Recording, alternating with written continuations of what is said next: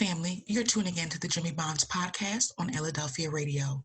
Pardon any technical difficulties as we are recording live on the Zoom platform. Sit back, relax, and enjoy the show. Yeah.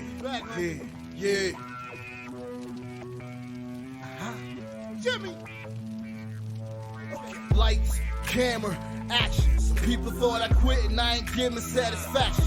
From a different era, writing rhymes up on napkins. What you had to say was more important, man, than trapping. Yeah, I'm talking back and speaking of contemporary. What's good, family, and welcome to another episode of Jimmy Bonds Podcast on Illadelphia Radio. This episode is sponsored by Sonic Artist Cafe. I'm your host, Jimmy Bonds, along with my co-host, Ty. T.Y., what's good, Ty? How you feeling? All good in the neighborhood, live from Sonic Artist Cafe. Live from Sonic Artist Cafe. And you know I can't forget my other co-host, the lovely Miss T with the T. What's up, T? How you doing? I'm good, Jimmy. How about yourself? I'm doing good, Mama. I'm doing good. And you know I can't forget my other co-host, the lovely Miss T, lovely Miss Lucy. My apologies, Lucy. What's up, Lou? What's up, Jimmy? How are you? I'm feeling good. How about y'all? Oh, we're doing great. We're doing great. Remember, family, you call us with your comments or questions at 844-844-1244. Again, that's 844-844-1244. You can also email us at jimmybondspodcast@gmail.com. Again, that's jimmybondspodcast@gmail.com. It's JIMMYBONDS podcast@gmail.com. Also, family, remember you can follow us on Instagram at Jimmy Bonds Podcast, on Twitter at Podcast Bonds, and make sure you join the Jimmy Bond Podcast Facebook group. Let's join the Facebook group. Let's continue to open the dialogue. Moving right along, family, tonight, we have a special guest, especially here in the Sonic Artist Cafe world or live from the great studio we're sitting in right now, family. We have a special guest. This is our Artist Spotlight series. I think our guest is she was singing for us before, and, you know, sometimes you hear people singing, you're just like, oh, they can sing. Like, no, Miss Kat got a voice on her, family. She is phenomenal. She is outstanding. She has extensive track record. Her career is marvelous, and it continues to grow every day. Let me give you a little background on her and make sure everybody knows who she is. Kathleen Kat Fontaine Praddis was born in Chester, PA. She started out singing at a very young age. She was the captain of a majorette at the Chester High School marching band, and then she went on to become crowned Queen, Miss Black Chester in 1974. Soon after, she moved up the ranks, and she was in the Philadelphia music scene, working with the likes of Norman Harris, the Tramps, and Ron Tyson from the Temptations, just to name a few. She has shared the stage with the greats of KC and the Sunshine Band, Sister Sledge, Gloria Gaynor, and the late greats B.B. King and Ray Charles. She was the lead singer at Soul Soul Recording Group, where she sang a song, As Long As You Love Me, which went number 5 on the Billboard charts. Later in her career, she seized the opportunity to take her talents overseas, and she landed in the Netherlands, where she worked as a music teacher and a music director for over a decade. She is a songwriter, a composer, a producer, a vocalist, a mom, and a wife. And for me, I call her all-around talent. I like to describe her as tenacious, appealing, creative, determined, enthusiastic, persistent, and uplifting. Ladies and gentlemen, please give it up for Miss Kathleen Kat Look Fontaine. at that smile. Praddis. Look at that smile. Yes, family. Yes, family. Yes, Wow. yes, yes. Wow. Welcome to the show here at Sonic Artist Cafe, Jimmy Bonds Podcast, Illadelphia Radio. How are you doing? How are you doing? Thank you. Wow, what an introduction. Thank you so much. Oh, no, you earned it. It wasn't like it was something I just had to make up. This is what you've done. This is what you've done in your career. Well, there's one thing you left off, and that is that I'm very blessed. I've been exceptionally blessed. Oh, listen, that is the truth. That is the truth. Yeah. I mean, after looking at not just reading your bio, but looking at your extensive work that you've done over years, not just here in Philly, but worldwide, it's not being like taken back. Oh, I was taken back by it. I was really just intrigued by your story.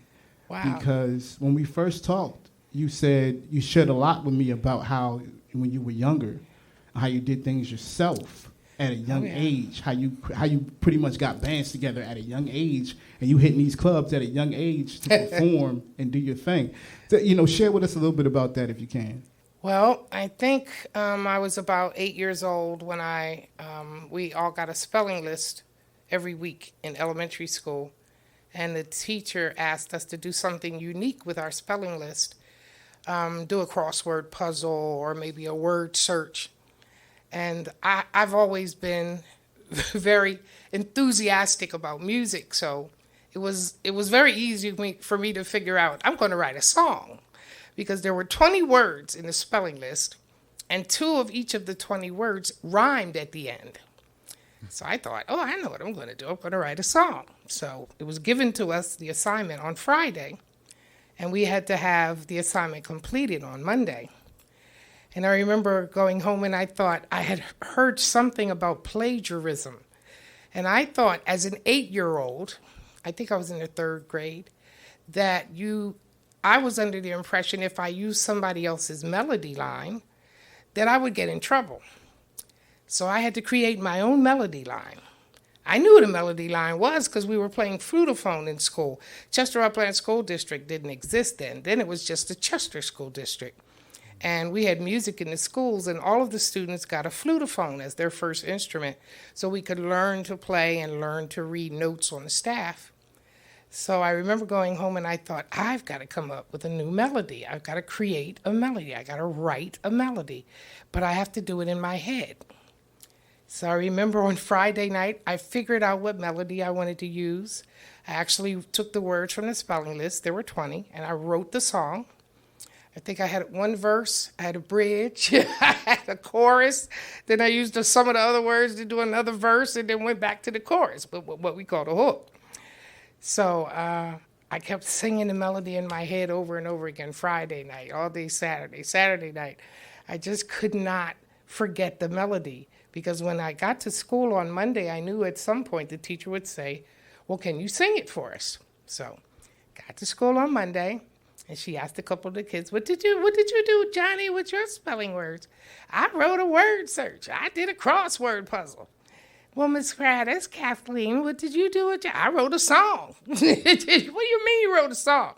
Yeah, I wrote a song, and I used my own melody because I didn't want to be charged with plagiarism. So she asked me, can you stand up and sing it? I said, sure. So I pulled my lyrics out, and I said, you have to wait a minute. So I'm singing the melody in my head. And I said, okay, I got it. And I wish I remembered the song or kept the song. I did not. I know, right? I know. I've thought about that many times over the years. But I said, okay, I'm ready. And she said, okay, go ahead, sing. So I sang this song, and the teacher was standing up. She was really mesmerized. She said, you did that all by yourself? And I said, yeah, except for the spelling words, they came out of the spelling list. So before I knew it, she said, all right, I want you to sit down for a minute. I'm going to leave the room. I'll be right back. And then she brought the music teacher back to the classroom. And she said, Kathleen, can you stand up and do that again? I said, you mean sing the song? She said, yes. I said, okay. So I pulled my lyrics back out, and I stood up and I sang the song again. And the music teacher came over and gave me a biggest hug, and I knew I was on to something. So next thing I know, she said, come with me. And they took me to the principal's office. They said, all right, do it again. So I sang the lyrics again. I sang the song. And the principal said, oh, my, that's amazing. So you have a seat outside in the waiting. So I sat out there outside with the secretary. And next thing I know, the person who was in charge, Miss Roberts, was in charge of the music department in Chester School District. Miss Roberts was walking through the door. And she went directly in the principal's office. So now we have the music teacher in the building, the classroom teacher. She called for a teacher's aide to go sit with the class. She wanted to be a part of all of this. And Miss Roberts is in there with the principal. So I got 4 grown-ups in there talking about me, I assume. And I'm thinking, boy, I hope my mom is not mad at me when I get home. I hope everything is going well in there. So they invited me, and they asked me to sing the song again for Miss Roberts. And I sang the song again, and afterwards they asked me to wait out in the hall, in the room with the secretary, and I did. And when they came out, the music teacher and Miss Roberts asked me, did I always like music? I said, I've loved music all my life. My mom sings at home, and everybody in the house seems to get so much joy out of hearing my mom sing. And if I could do a little bit of that, I'd like to do some of that. So they said, well, have you ever thought about playing instruments? And I said, yeah. Well, we play the flutophone. They said, what other instruments would you like to play? And I was always in love with strings, so I asked for a violin. And I said, if I'm not going to get a violin, then I want a clarinet, because I had watched some videos of Benny Goodman back in the day, and I just liked that the violin was black. Oh, I get it. I definitely get it. That struck me. So within a few weeks, I got both, a violin and I already had a flutophone. I got a violin and I got a clarinet. And I practiced and practiced. It was my goal to be the best at whatever I was doing, if it had something to do with music. Yeah. As I was reading the back of album jackets, and I remember being very much a fan of classical music. I like church music. I sang in the choir at church. Okay. My sister, my brother, and my mom did. And I enjoy church music. I like gospel.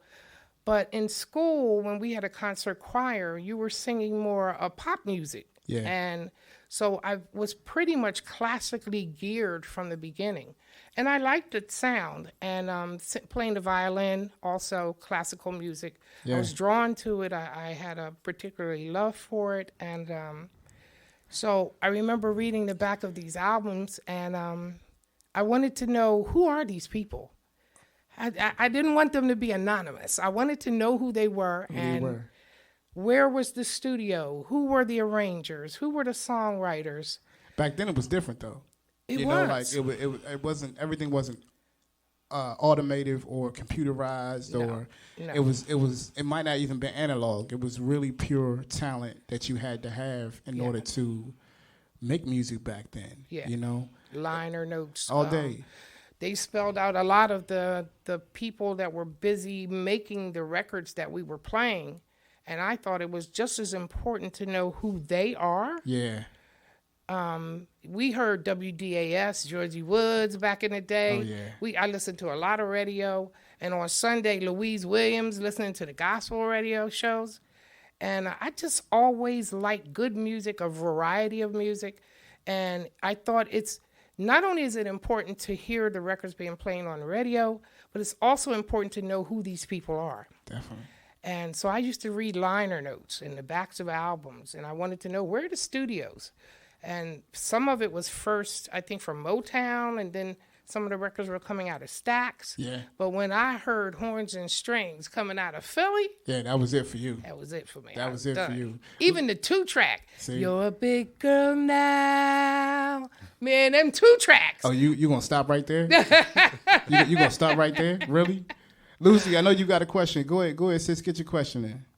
No, my question is, Kat, who were like your favorite like musicians, like your muse, as you were like transitioning, like as like being a performer and a singer? Like, who were you listening to that were like your favorite musician? Well, I started listening to albums because the man that lived a couple of doors from me, that was kind of sweet on my mom. After my dad and my mom broke up, he was sweet on my mom, and he used to come over. And I asked, his name was Leroy Johnson. I asked Mr. Leroy, what do you do? Why do you get Gamble and Huff albums that say for promotional use, not for sale? He said, I do lead sheets for them. I didn't have a slightest idea what a lead sheet was, but I kind of had a feeling it was important because they were giving him these albums. So I said, really? Where is the studio where you pick up these albums? Oh, it's in Center City, Philadelphia. So I said, well, when you drive up one day, can you take me up there with you? Because I want to meet some of these people whose names I've been reading on the back of albums. There weren't many people in Chester that I could find, because as soon as I knew, and I was 8 years old, I knew this is what I want to do with my life. I want to do this. And I kept asking God, just get me in the room. Just get me in the room so I can show them that the gifts that you gave me, if Barbara Ingram or Yvette Benton or Carla Benson want to go sit down for a minute, I got this. Y'all can rest for a minute. I got this. So I was looking for people to mentor me in Chester. There was a lot of music coming out of Chester at the time, but it was more gospel music then. And I later found out my girlfriend, Robin Maness, Washington, her father plays guitar, and he used to play for some of the groups in the city of Chester. Chester used to be the proving ground for Philly musicians used to come here. Yeah. Because we used to be the proving ground. I remember at 13 years old, I decided I wanted to know what it was like to sing harmony with other vocalists. So I went about recruiting some of my friends to sing with me because I didn't want to just have the limelight on me because there's a lot of talent here. Yeah. Always has been. Yeah.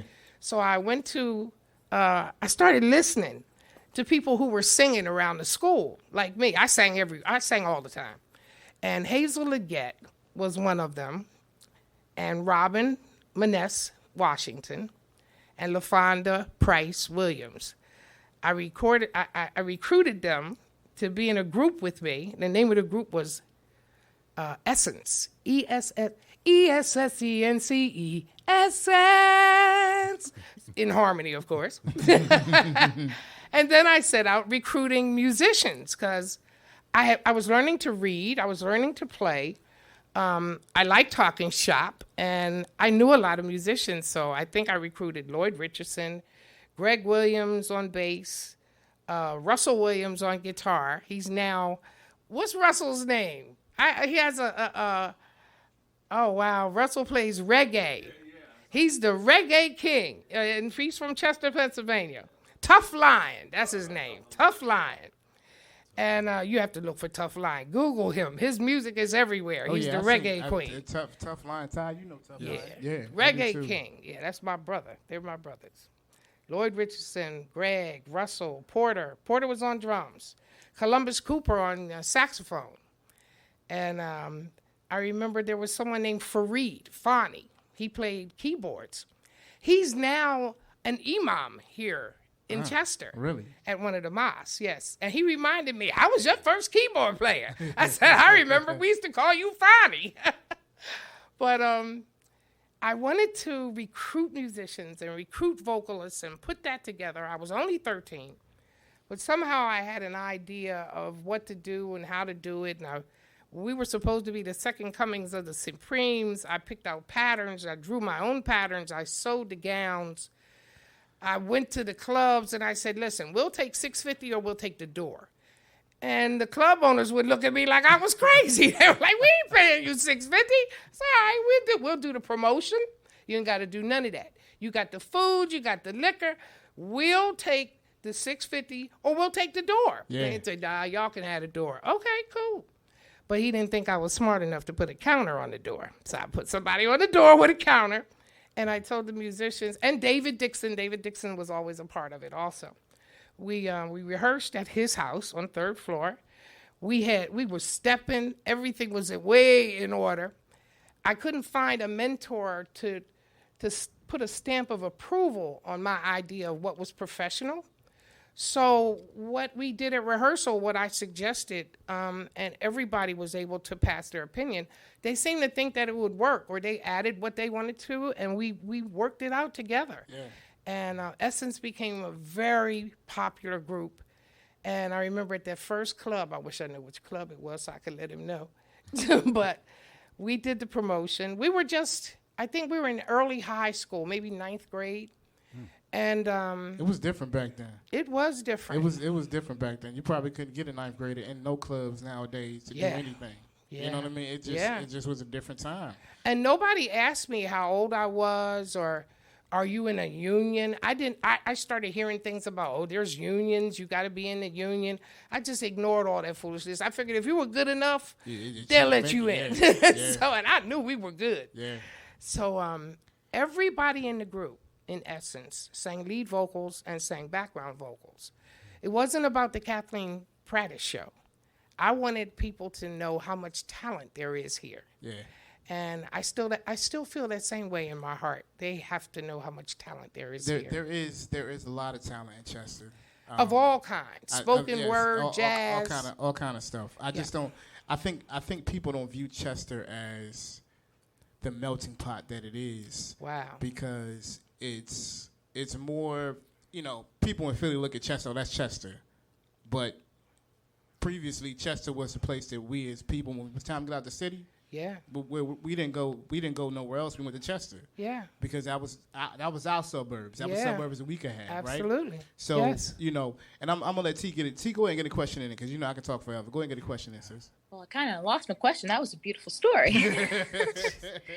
Well, I know you like Chester and all that, and you grew up there. What made you go across seas?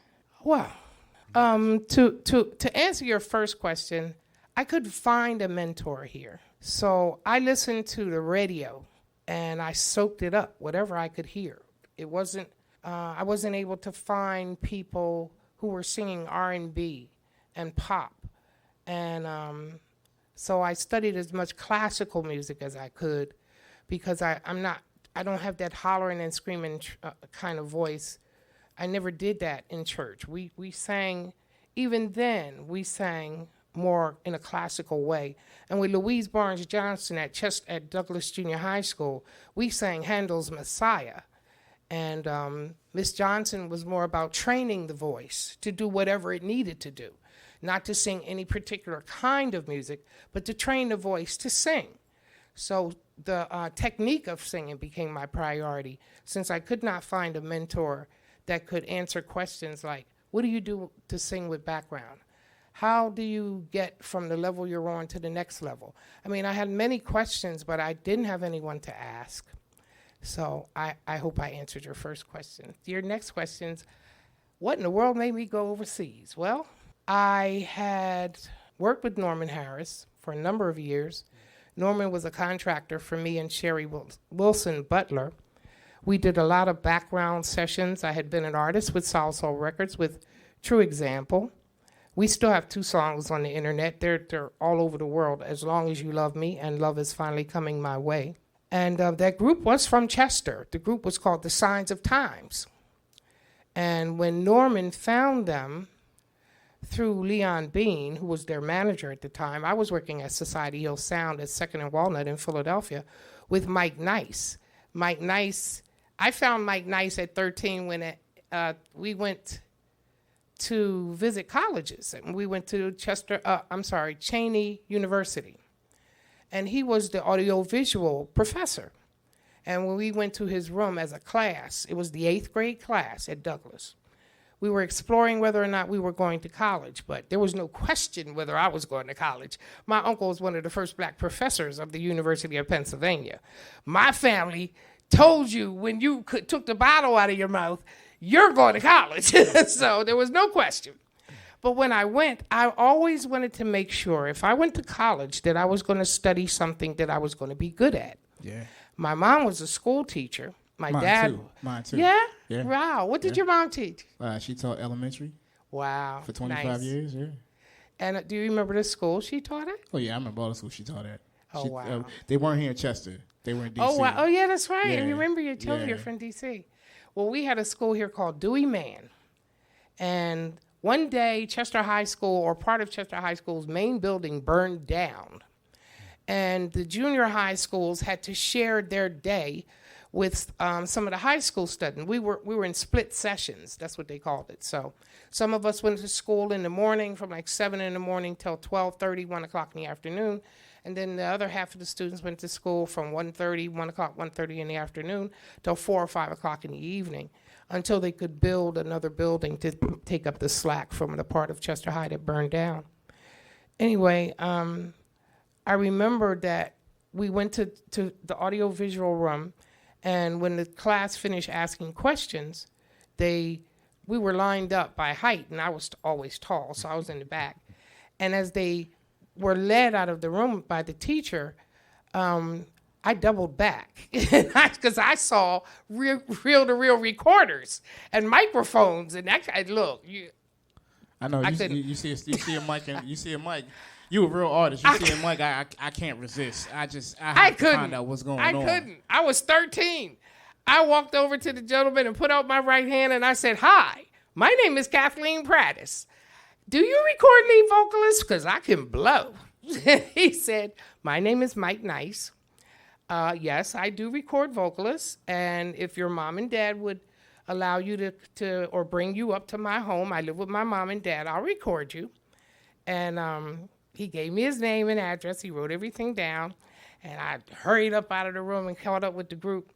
And I'm thinking, my mom is not going to let me go to this white man's house up in the Northeast. This is not going to happen. How am I going to pull this off? Right. Then I thought about Mr. Johnson, Leroy Johnson. That was sweet on my mom. I said, okay, so if I could convince Mr. Leroy that this is a good idea for him to get my mom's car and drive me to Northeast Philadelphia and get a recording, that's my first step.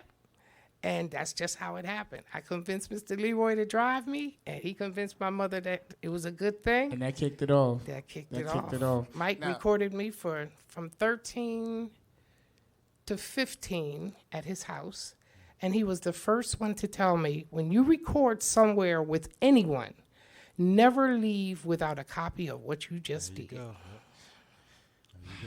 Yeah, that's a lesson for a lot of artists that I don't know why they let other people have their music. I never.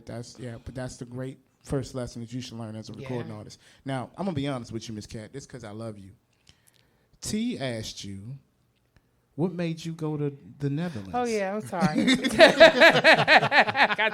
This is why I love you, though. This is why I love you, Miss Kat, because Norman was my producer, and Norman was steadily convinced. Norman who? Norman Harris. Okay, Norman Harris. Yeah, Norman. When True Example disbanded, Norman said, "I still want you to work with me, Kat." So he said, "From now on, you're gonna be my artist," and he subcontracted me to do vocals. I was working. I cut my chops in Sigma, but I was working in every major recording studio in the area. Okay, and for people that don't know, that's Sigma Sound. Yes. One of the most major Philadelphia recording studios that there is. If you are a recording artist and you wanted to do something, you went down to Sigma Sound to record your music. Am I right? Yes. Okay. That was the spot. Joe Tarja, Mike Tarja, Gene Leone. Yeah, I cut with some of the best. The OJs, the Spinners cut there, Dee Dee Sharp. There were so many, just about everybody out of the stable of the Sound of Philadelphia cut in Sigma. Yeah. And that's where Barbara, Yvette, and Carla were doing background. Yeah. That's when I asked God, get me in the room. Next thing I know, I'm in the room. I'm in the building. I might not be in the room, but I'm in the building. So I would see Carla, Barbara, and Yvette coming out of sessions, and I say, hey, Norm, what they doing? Who they singing behind? Well, who's recording in that set? And Norman used to he gave me so much information, and he didn't just want me to be a singer. He wanted me to know the business of the business. Yeah. So I started meeting Bobby Eli. Bobby became a good friend of mine, still is to this day. T. Conway, Ron Tyson, Alan Felder. I just met so many people that were so kind and generous, not just with offering me sessions, but they became my mentors. They were the mentors that I had been searching for all this time. And even though they weren't all vocalists, they taught me. I was also a musician. So we had a rapport that they didn't have with many females. There was mostly guys that were around. So anyway, Norman kept telling me, Kat, you got to start writing. I said, Norman, I can't write. Bobby, Eli, and Vinnie Barrett. Vinnie was one of the few females that was around. And Bobby and Vinnie I said, they're so clever. Their words, life is a 3-ring circus. There's no way in the world that I could compete with that. And Norman kept saying, you've sung 1 million songs. You started with Burt Bacharach and Hal David and Dionne Warwick. That's where I started at 8 and 13 years old. That's what I was listening to. Della Reese. That's where I learned to really be a singer from the classic. Nancy Wilson. I wanted to be a crossover artist. I didn't want to be pegged into a gospel artist or an R&B artist or a pop artist. I wanted to have the skills to use my voice to change from one genre to another so that when I started as a lead vocalist that I could cross over. It was important. And people, it is still important for you to have crossover potential. It is. You don't go just for one area. Yeah. And you can take a gospel song and go country, and you can turn it R&B. There are different ways to bring it over to different genres. Right. So don't go for one genre. You want to make real money, good money. You want to spread what it is you do. Make sure that you use your voice to cross over. Yeah. Don't put me in a box. Yeah. So, and I'm getting to the answer. I really am. It's taking a minute, but I'll get there. So anyway, Norman kept telling me, you gotta write, Kat. You done sang a million songs. You can't tell me you can't write. So I was working at the Walnut Street Theater as the receptionist, and on my way in one day I saw a father and a son. The son couldn't have been more than 10 years old, and they were picking through the trash at 9th and Walnut in Philadelphia, looking for breakfast. And somehow the lyrics to this song came, and the music came. I wrote the music and the lyrics. It's called We the People. And I wrote out the lead sheet, and I took it to Norman, and I sang the melody to him, and he said, this is better than We Are the World. This is a standard. He loved my first song. I couldn't believe it. And he said, I'm taking this to Clive Davis. Clive got to hear this song. This song will be down forever. Yeah. And he said, let's set it up to record it. I said, well, I've been working with Walter Kahn out of Queen Village Recording Studio. Maybe I can set up with him, or I can call Mike. Mike can do it at 416 over in Camden or at 2nd and Walnut. I don't even know if Society Hillstown is still there. So Walter Kahn agreed to do the session. Norman said he was going to pay for it.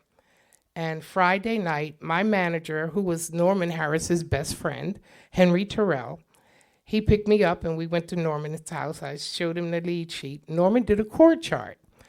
He said, Kat, I really would like to be down with this song. Norman, you can have the whole song. If it wasn't for you, this song would never have been.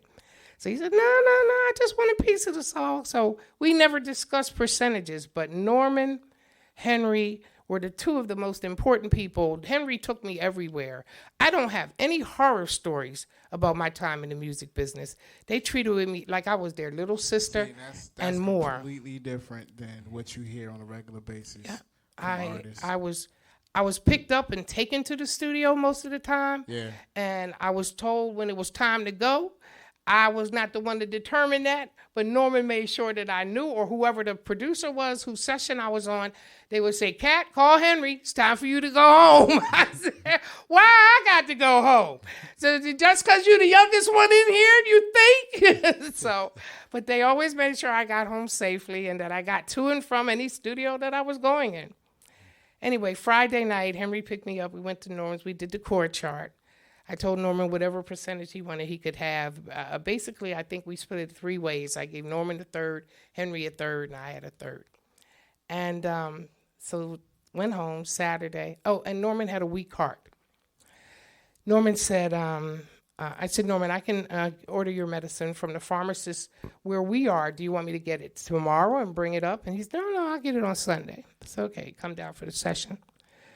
Saturday night, Norman had a heart attack and passed away while we were talking on the phone. It was devastating, and not even so much about my first song. He was my friend, and I loved him. For sure. He was one of the most talented guitar players of this century. Yeah.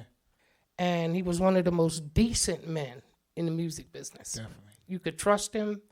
If he said something out of his mouth, he followed up.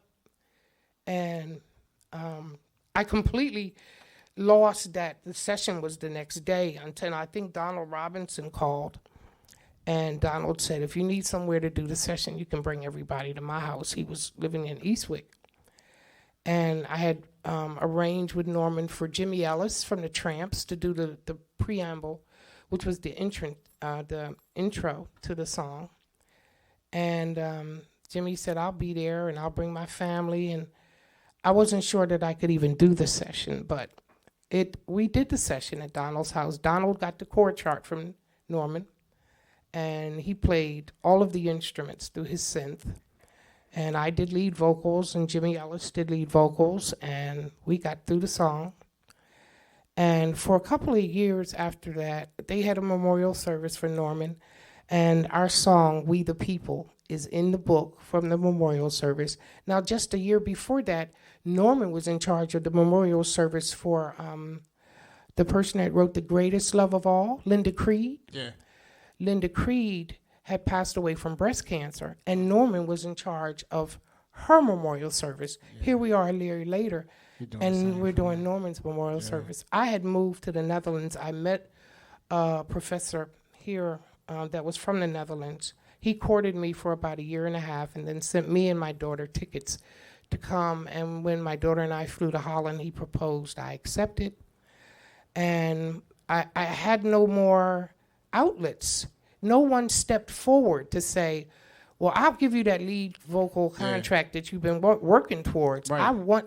I thought I'm next at South Soul for a lead vocal contract. For sure. But instead, I got a meeting with Jonathan Black, who was Teddy Pendergrass's agent, asking me if I wanted to sing background for Teddy. And I said, listen, I know who Teddy is, and I know who Teddy gonna be. But I don't plan on being in somebody's background for the rest of my career. Yeah. I've been in a group already. I've been in 2 groups. I started one and I joined one. Right. I can do more than that. I want to be heard. I want to be known. I want my name out there. I want people to know I've been working very hard here around this town. So as much as I appreciate the offer, thank you, but no thank you. Then I married Vince, and my daughter and we moved to the Netherlands. I had a baby in the first year, was teaching at the American School of The Hague. I was teaching band and choir. The first night I was there, I said, where do the musicians go? And my husband pointed the direction, and I walked in, and there's the top group out of the Netherlands called the Golden Earring. I've been driving all night, my hands wet on the wheel. Radar Love is their biggest hit. I walk in there, Cesar Zuiderwijk. He's the drummer for the Golden Earring. I said, put my hand out. Hi, I'm Kathleen Prattis. And he said, hi, I said, I'm from Philly. I just got here. What happens here? How do you make something happen over here? So he introduced me to some musicians. And when he said, well, what kind of music do you sing? Tell me I just start hitting something. I take voicemail very seriously also. If I call you and you don't answer the phone, don't be surprised. I would say, used to be a time in my life when we were lovers. You ain't leave no message like that for me. You called me yesterday. I ain't get no message. You answered the phone. I ain't get no message. I ain't get no voicemail. I ain't get none of that. I just got to call me Jimmy. It's too late to try to run back now. Anyway, I will leave a tune in somebody's voicemail. So anyway, I went there to the Netherlands for love, and it was a conscious decision. I thought, since nobody stepped forward to help me get to a lead vocal contract here, maybe I should do what a lot of Black Americans have done. Go to Europe, where I know nobody. I don't have any relatives. They don't know me. I have no reputation. It was a proving ground again. It was a proving ground. Yeah. And I said, if I can make it somewhere that I did not grow up, where they don't know my name, they don't know my family, that I don't have no connections. If I can make it there, then that will build my confidence so that I know I'm doing what I'm supposed to be doing in life. Amen. And that's what I did. Cesar said, let me introduce you to Ruth Jacquot. And Ruth was the contractor for most of the vocalists in the Netherlands, and she was the only other Black woman I think I ever met in the Netherlands besides people in my neighborhood. I had some friends from Lesotho. And Ruth got me on a World Press photo. I was doing TV at the Ahoy. They were paying well. They give you a bouquet of flowers every time you get finished a show. Every time. I did an Anita Baker, You Better Watch Your Step. It was called the Sound Mix Show. And they cut my hair like Anita Baker. I had an outfit like Anita Baker, and they needed me. I know the kind of pain you offer. I hit Anita Baker. And I did not win, but they just never stopped talking about me. And there was no social media. There were no cell phones. And I was hoping to find a producer that I would record with. And Cesar opened a music school, and he asked me to teach vocals. So I did. I was still teaching at the American School of The Hague, and I taught, how do you sing with a band? How do you sing with a group? How do you find a place to perform? Yeah. So I taught all the things I had questions about as a young person in Chester. And I had so many students that come in, a lot of guys that I was teaching, because you don't have to be a guy to teach a guy how to sing or how to interact with musicians or other vocalists. In no actuality, they say most of the time men take better direction from women. So I had a wonderful group of students, and I was so glad that it was called the Music Station where I was giving lessons. Anyway, that love for my husband was what brought me to the Netherlands, and when our relationship broke up, I separated from him, me and my kids. Came back to the States, and I had some medical issues that needed to be corrected, but before they were corrected, it got worse. And I had surgery in 2006, and that surgery went pretty good, but I was having complications. But then in 2010, I got hit by a car on a bicycle. And I was working a 9 to 5, taking care of 2 kids instead of 1. And I went out on disability leave for a while, and I wasn't able to get the accommodations I needed to keep on working. So my disabilities became much more complicated, and I came out permanently. And something inside of me just kept telling me, you're not done yet. Well, see, hold on, because I know. No, you're not done yet. So, but listen, I want to take a quick break because you just told us an infinite amount of information about your history, from Chester to the Netherlands. You speak Dutch? Ja, ik spreek verledend Nederlands. That means I'm fluent in Dutch. Yes. Yeah. Yeah. See, I went to school with international kids. A lot of my friends are Dutch, so I'm like, yeah, you speak Dutch? Really? Yeah. I don't know no Dutch, but I'm always... Well, it took me almost 2 years. My daughter learned it in like 2 weeks. She was 7 years old when we got there. So she's fluent in Dutch too, huh? She's fluent in Dutch, English, German, Spanish, French. Well, she learned Spanish here. But yeah, my daughter's name is Jada. And she just had my first granddaughter. She's 6 months old. Shout out to the grandbaby. Definitely shout out to the grandbaby. Listen, we're going to take a quick break. Sure. Remember, family, you call us with your comments, questions at 844-844-1244. Again, that's 844-844-1244. You can also email us at jimmybondspodcast@gmail.com.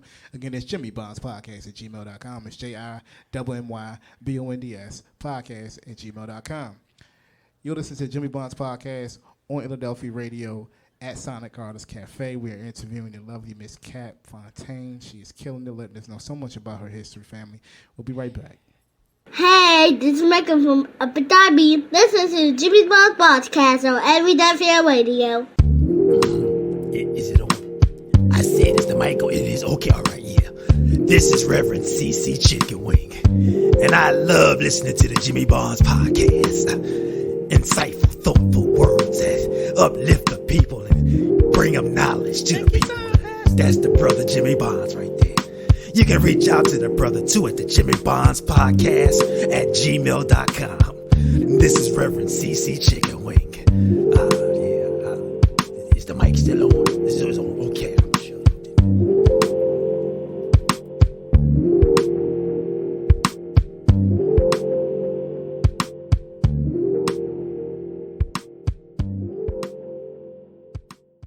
And welcome back, family. Jimmy Bond's podcast, Illadelphia Radio. Remember, you can call us with your comments, questions at 844-844-1244. Again, it's 844-844-1244. You can also email us at jimmybondspodcast@gmail.com. Again, it's jimmybondspodcast@gmail.com. It's JIMMYBONDS podcast@gmail.com.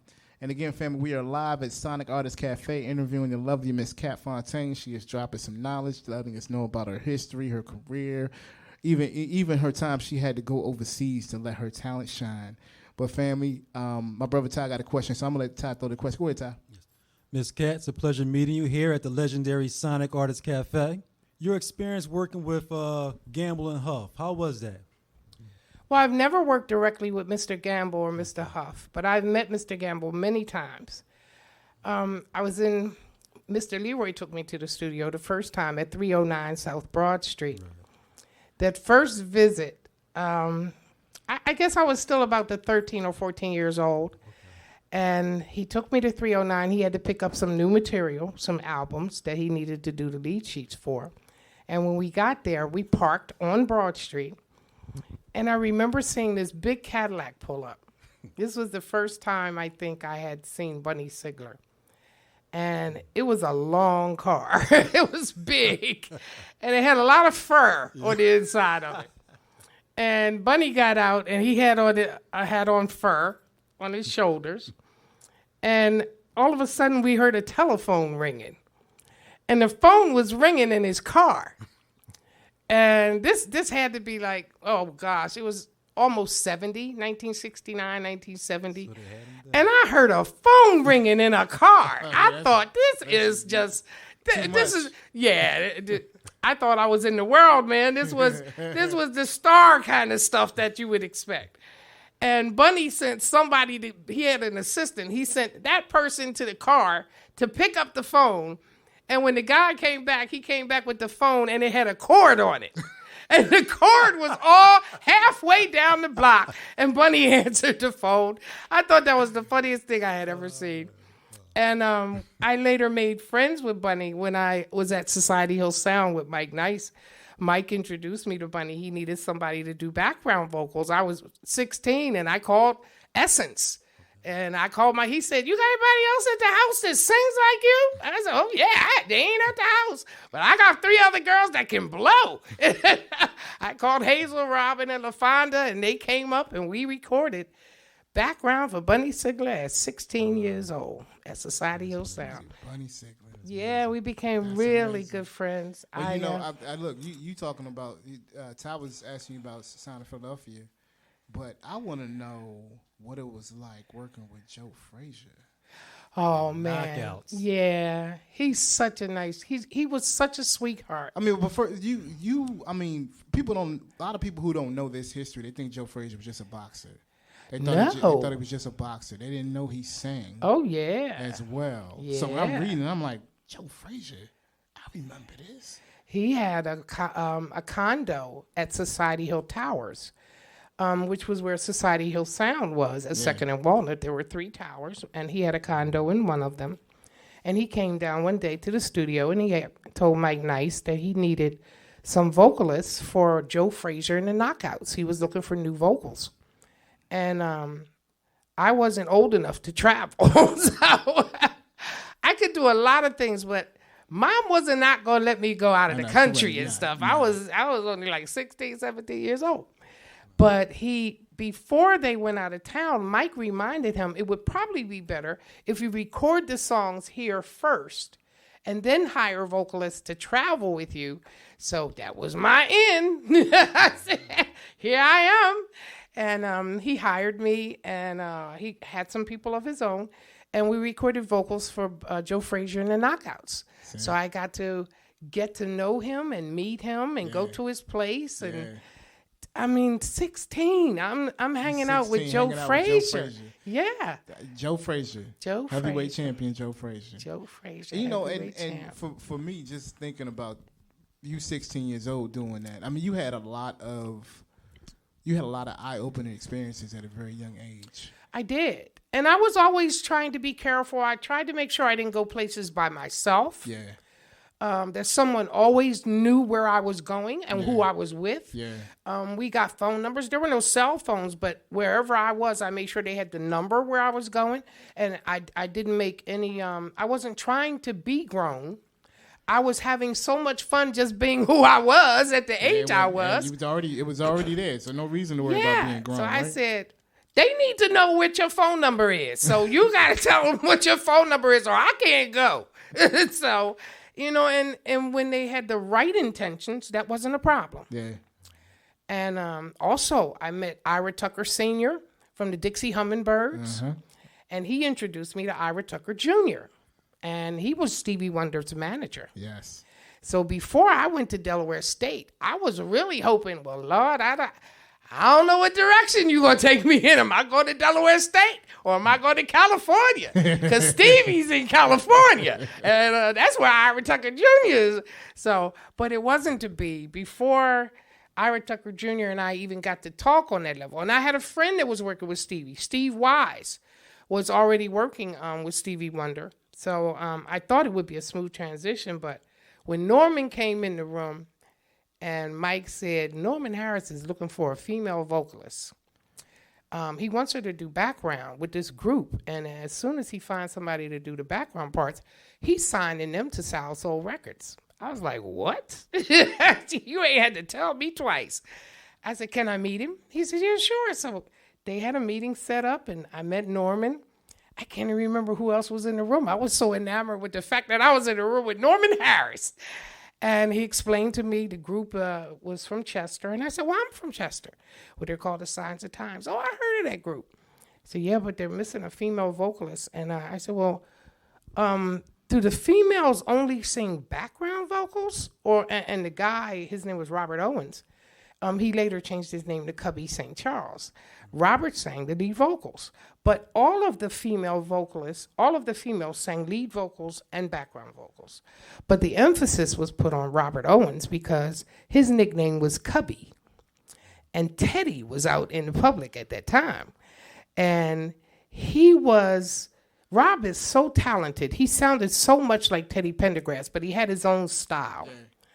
And when I remember meeting with Leon Bean at the time and Norman Harris, and I explained to them, listen, I can sing lead vocals or background vocals.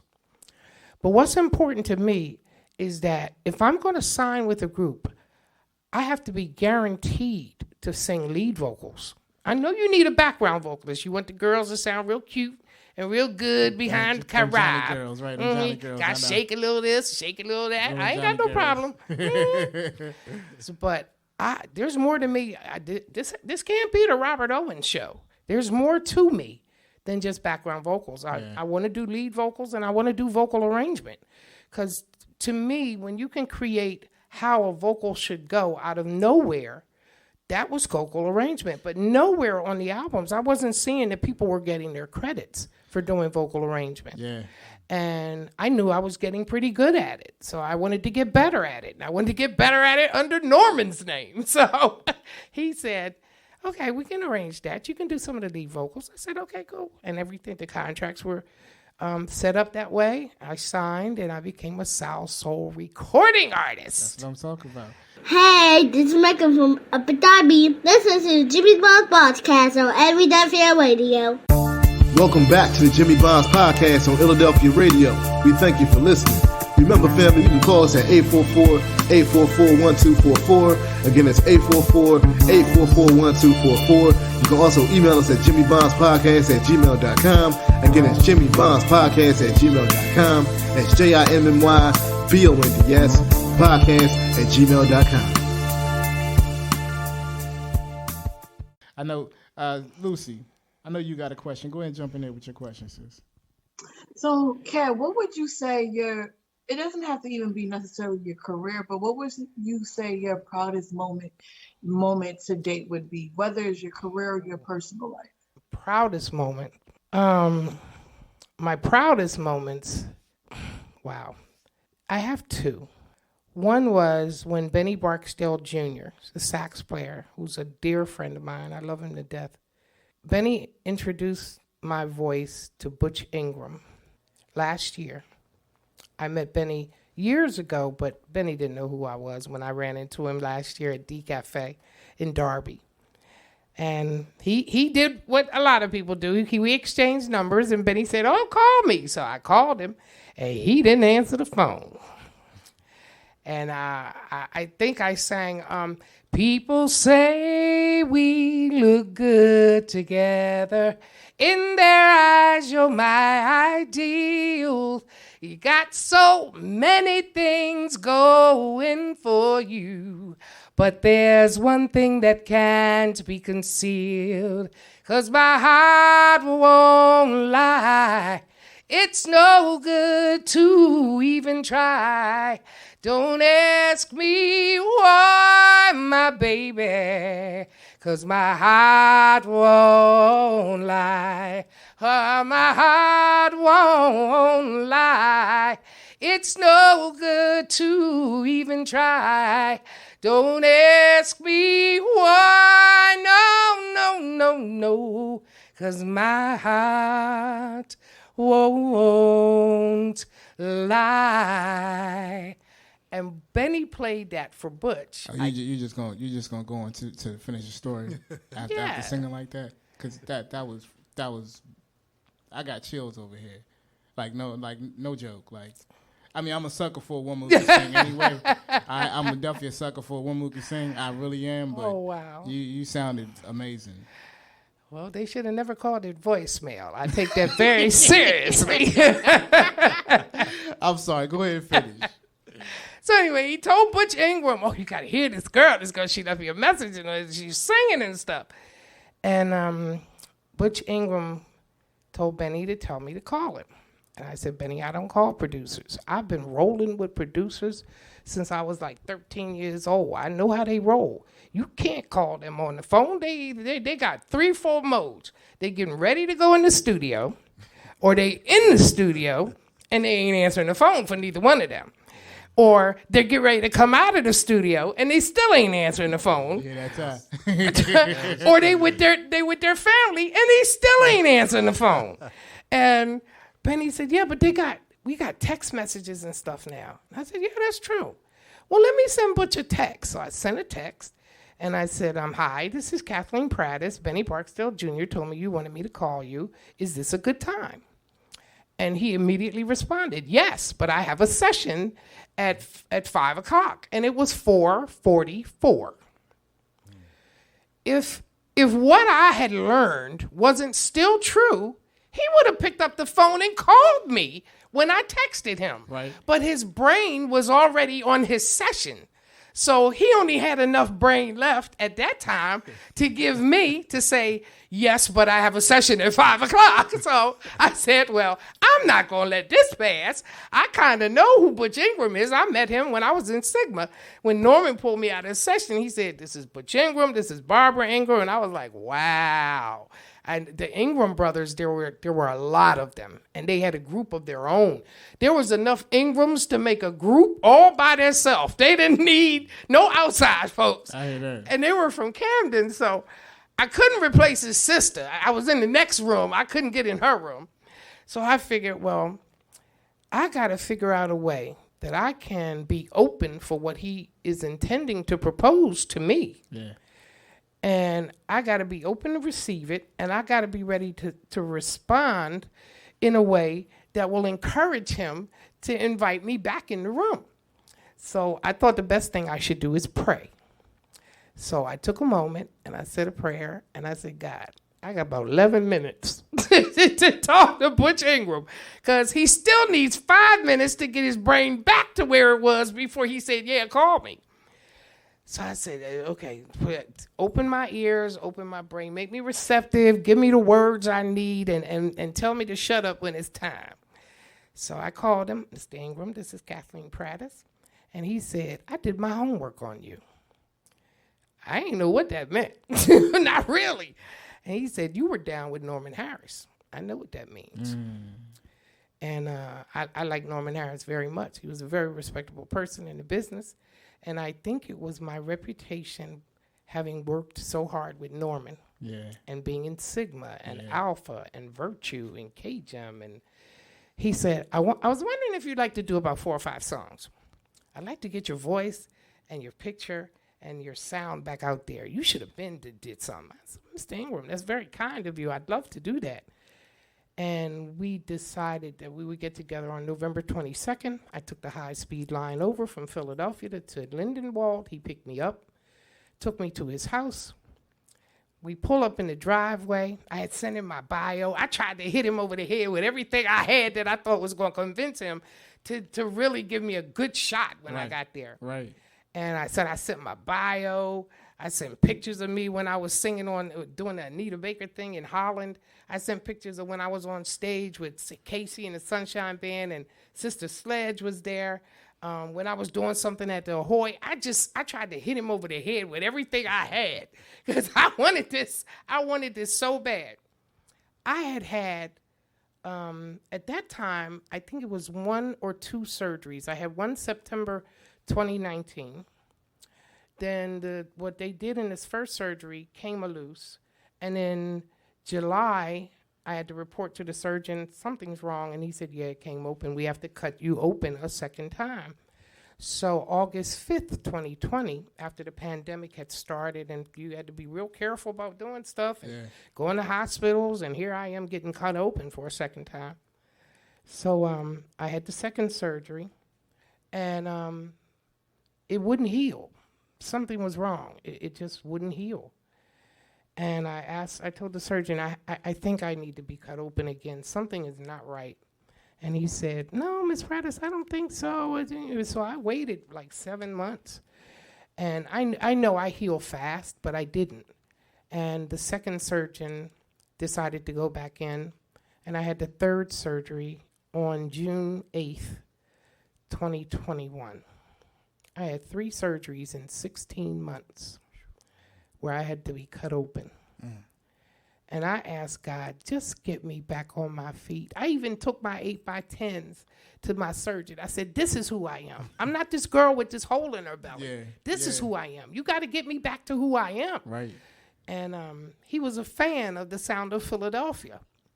And I was my consult with Dr. Morris. His name is John Morris at Penn.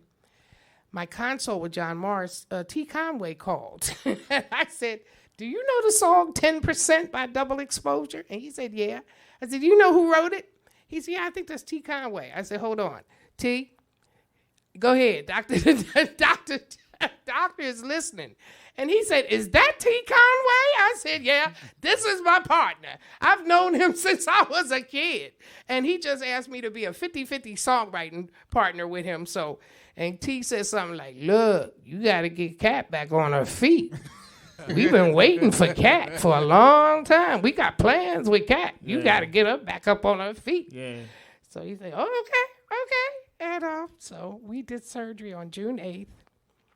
And Dr. Morris met me in the waiting room, and he said, we had to cut out of you everything we put in you in the first and second surgery.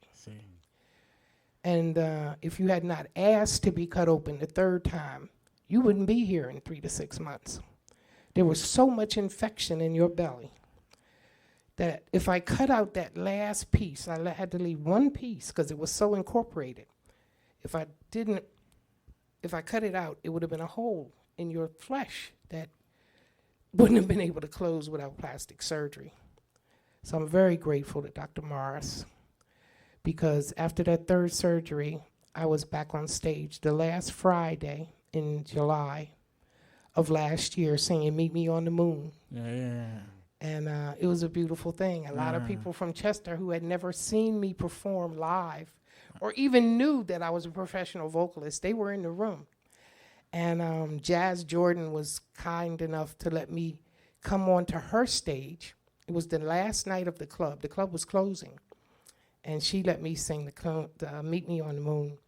And 2 of my homeboys, Joe Kane and Scoop Kane, were there. Scoop plays harmonica and trombone. Joe plays flugelhorn and trumpet.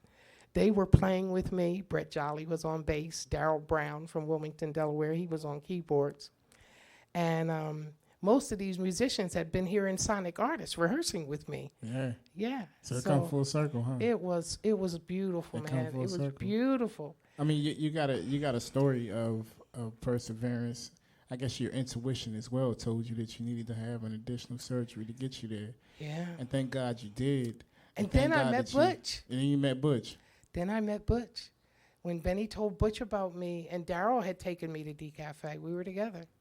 And when I talked to him, and he said, I want you to do these 4 or 5 songs. Don't do them like you hear them on YouTube or wherever you're going to write the lyrics down. Just write the lyrics down. Just do it like you do, right? Yeah. I showed up for the session. And I'm in the driveway, and I see a car with a New Jersey tag, and the last 3 letters are K-A-T. Yep. And I said, Butch, yep, whose car is that? And he said, oh, that's my wife's car. Your wife's name is Kat? He said, no, my wife's name is Sharon. I said, well, then why did y'all put my name on your wife's car tag? I mean, how does that happen? He's like, oh, yeah, I read your bio. You say everybody calls you Kat. I said, they just kind of always did call me Kat. So that was kind of strange. And we go in the studio, and he's, what you want to do? And I do the first song, and he stops me and says, I don't think you know how good you are. I said, Mr. Ingram, I've been doing this a very long time.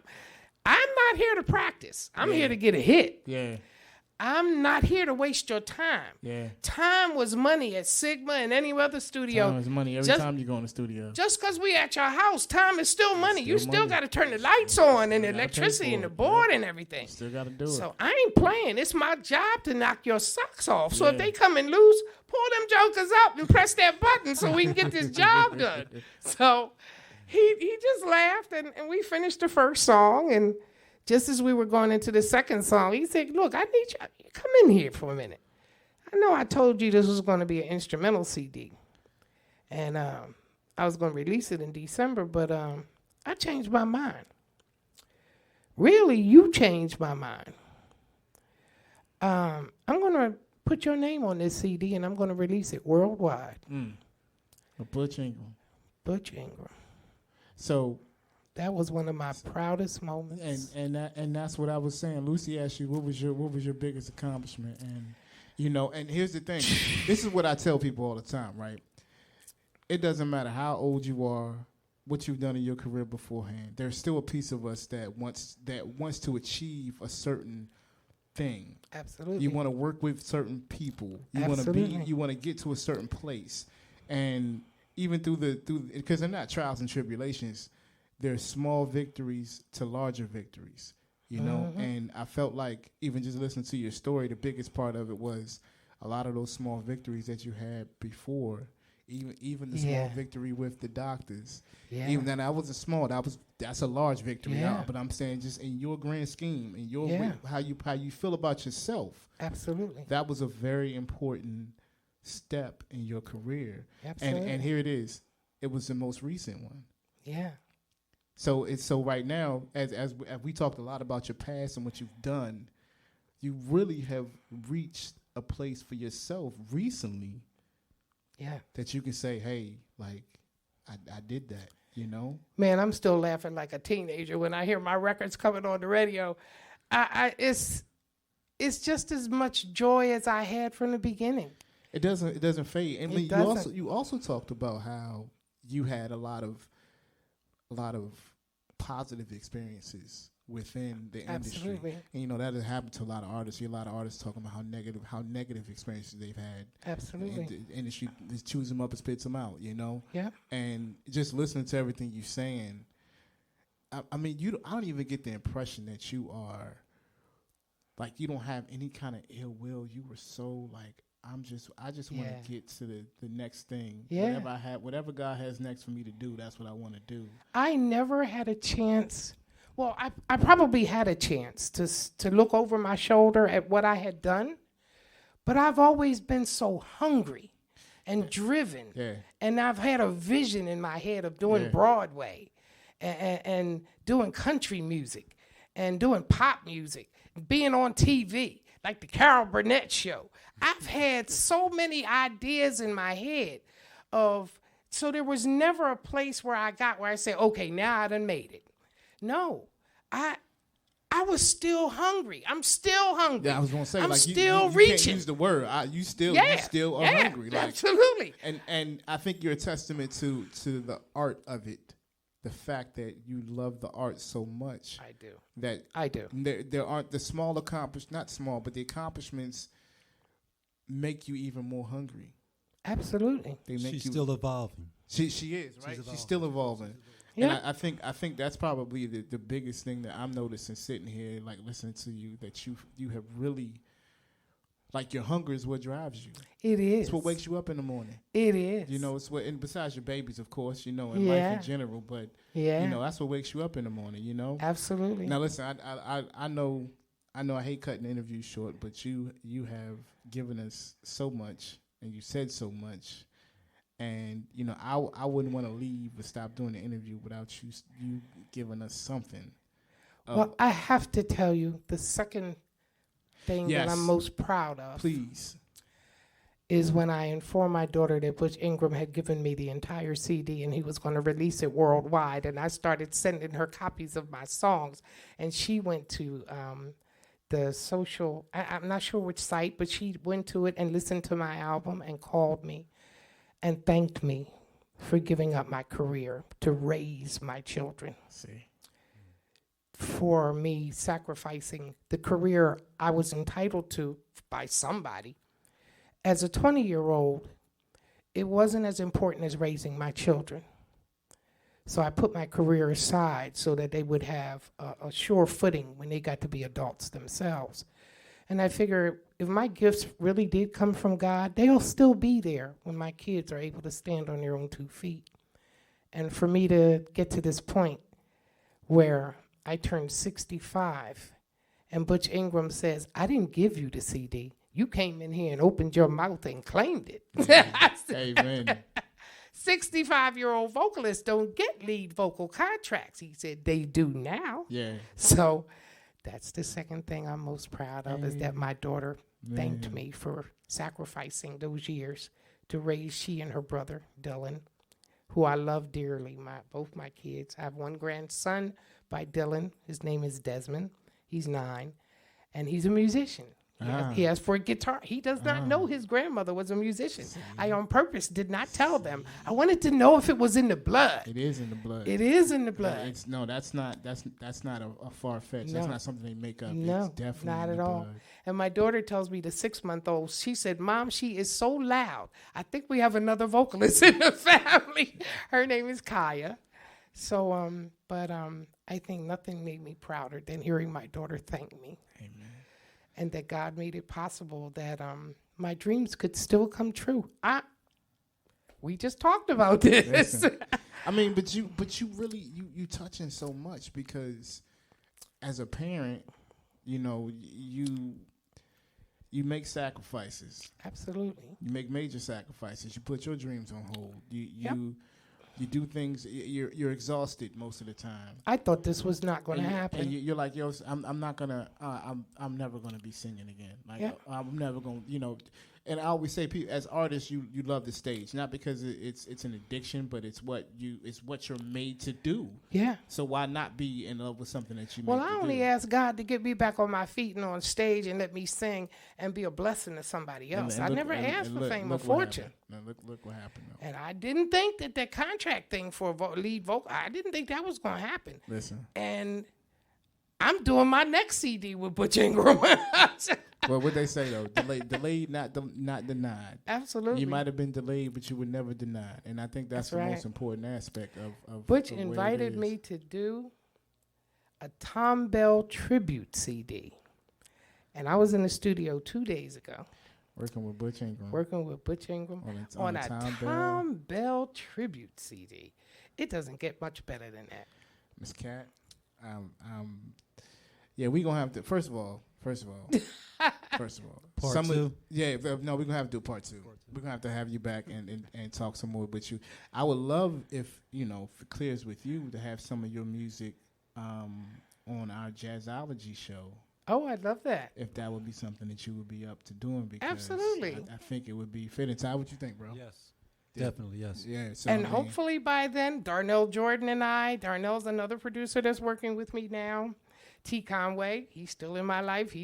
I'm recording with him, and there's so much more to do. Listen, we're gonna bring you back. We're gonna have a special interview for your new CD coming. Not new CD, of course, for the new music coming out. And my originals. And your I'm originals. writing. I want to have a nice little session on Jazzology talking about your music, because it's what it is. We sitting here living or talking with someone who's been doing this for a while in the industry, and she just told us that it's not always when you want it. That's right. It's when you're supposed to have it. That's and I think that for me that's a touching thing, because I'm an artist too, so I'm always feeling like I want it right now. Yep. But it's more vital to wait for those times that you're supposed to have it. Yeah, don't stop. It ain't never too late. Yeah, listen. My granddad played till he was 82, so I'm right there with you. I know. Yeah. I know. T, you got something you want to say before we go out? Well, I had another question, but No, go ahead and ask it. Go ahead and ask it before we dip. Go ahead. She has to get recording, so I will say thank you very much. This is a blessing. What you mean she gotta get recorded? She's not recording right now. No. Go ahead. Go ask your question real quick. My question was, what is your most iconic stage performance? Like, what's the most memorable one that you can? That's a good one. Oh yeah, that would be the Sound Mix show. That was very important to me. I was in the Netherlands, and it was really one of the first times that I did an interview with Henny Hausman. I got to play several instruments, and then they have this production thing that they put you at the top of a stairway, and when the doors open, the smoke comes out, and you get to descend the stairs. And I went from left to right, and the comments of the judges were amazing. Yeah. I really enjoyed doing TV. And World Press Photo was also something that I enjoyed. I had 2 bands in Holland. It was, when I played the Latin Casino and I opened for Gloria Gaynor, I was no more good. That was the Latin. That was the place when I was growing up. And we were opening for I Will Survive. So, yeah, that was also very memorable. Very memorable. Absolutely. Definitely. Lucy, you want to say something to Miss Kat before we go? Well, while we have a moment, I want to thank you for asking me to be here. Oh, you kidding me? It's this is like my second home, Sonic Artists Cafe. Yeah, we had to do it here. I gotta give a special shout out to my brother Daryl Turner. Absolutely. Sonic Artists Cafe. My brother Orlando back here working the boards. Absolutely. Making it work. We are definitely appreciative of this experience right here. But I'm sorry. Go ahead, Lucy. Oh, Miss Kat, thank you so much for coming. Like, your story is just so beautiful to hear. But my last question for you, honestly, is like the future of how music is now. What do you see like the future of music now versus how it was when you were starting off? Like, what do you see music in the future? What does that look like to you? Well, good music is still good music. Good work ethic is still good work ethic. You got to always be ready. The major record companies aren't doing what they used to do. They're not putting out a whole lot of money to sign new artists. A lot of artists are working on the indie side right now. You have to use your contacts the best way you can. But the best thing to do is work hard. Don't stop. Give them more than what they ask for, so they'll ask you to come back. And if you build up a reputation of being excellent at what you do, you always got a chance. You never have to worry about whether or not somebody will invite you to do what it is you love best. Just keep doing it as much as you can do, and always don't be on time. Come early. That way they'll invite you to the party next time. Make sure that you do all the homework that you can. Know who it is you're going to see in the studio. Know whose studio it is, and you can do your homework. It's important for you to do the groundwork. Even as an indie artist, you have to do your homework and be prepared wherever you go. When somebody invites you, whether you're being paid for hire or whether it's somebody else's project, whatever you put your energy and effort into, you'll have to do your homework and pray. Always help me. Brother Ty, you got something you want to say to Miss Kat before we go? Miss Kat, I thank you for the knowledge that you've given us tonight, and just thank you. Oh, Ty, thank you. It's been my pleasure. I'm so glad y'all asked me. Listen, Miss Kat, from the bottom of my heart, I appreciate you coming in. Thank you. Bottom of the team's heart. We interview a lot of people, and every time we interview, we're always so appreciative of the stories they share. It's hard to share. It's not easy. Sometimes it's painful. Sometimes it's joyful. Sometimes it's in between. Yeah. But to capture your story and capture what you've been experiencing recently as well as previously, I think that you are a living testament to so many people. You're a living testament to other people. Shoot, you're a testament for me. You're an example for me. You're an example for Ty. Thank you. My biggest thing is I always tell people don't stop. Don't stop until it's time to go home. Yeah. Yeah.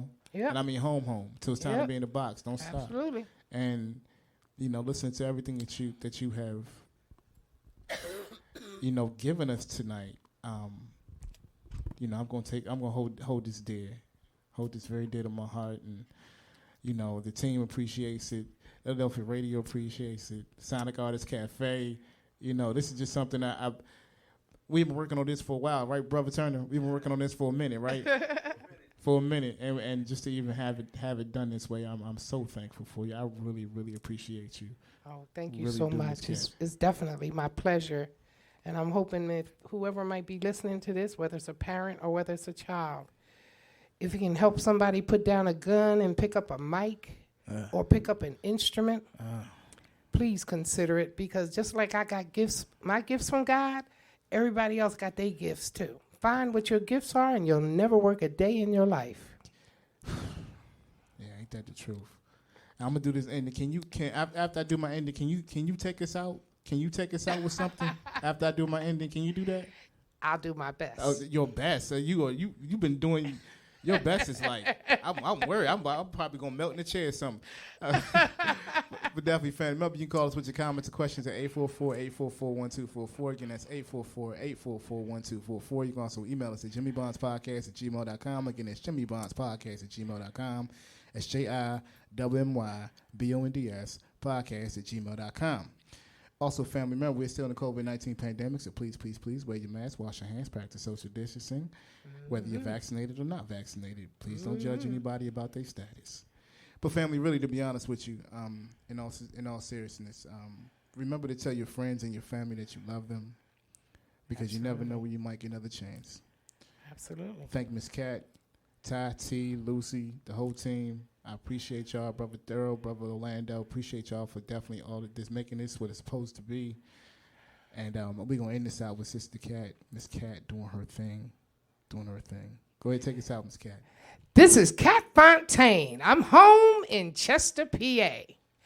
This time, baby, it won't be in and out of love, in and out, baby. This time, baby, it won't be in and out of love, in and out, baby. This time, baby, yeah. Thank you so much, Jimmy. I appreciate your help. Thanks, Ty. It's Kat Fontaine. Have a blessed night. Good night. Fam, that's going to wrap the show. We want to thank you for listening to Jimmy Bond's podcast on Illadelphia Radio. We ask you leave your comments and questions at 844-844-1244. Again, that's 844-844-1244. You can also email us at jimmybondspodcast@gmail.com. Again, that's jimmybondspodcast@gmail.com. That's JIMMYBONDS podcast@gmail.com. Now remember, family, we are still in the COVID-19 pandemic, so please, please, please remember to wash your hands, wear a mask, and practice social distancing. Also, remember to take nothing for granted and value every opportunity you have with your friends, your family, and your loved ones. For in these times, every moment is sacred. So until the next episode, you can find me on Good Hope Road, screaming, stay up, don't sleep in your dreams. I'm Jimmy Bonds, and I'm out. Fight on, come on!